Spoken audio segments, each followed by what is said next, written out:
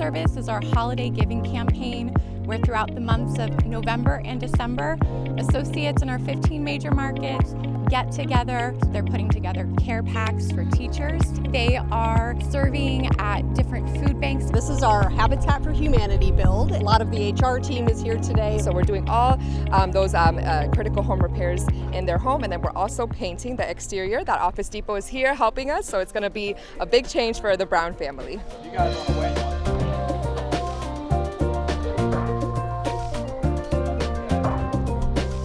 Habitat for Humanities is really incredible. I mean, they are so organized. We want to provide a decent, affordable, and safe place to live to people in the community. So just having volunteers come and support us and helping with our mission and donating their time means so much to us. We're painting his house, but we also wanted to give him a little something extra special.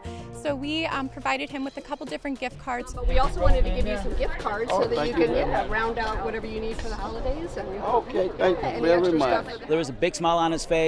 I think it brought a lot of joy to him, and you could really see that by his reaction. Oh, I let you know that there's people that still care and want to help every community out here.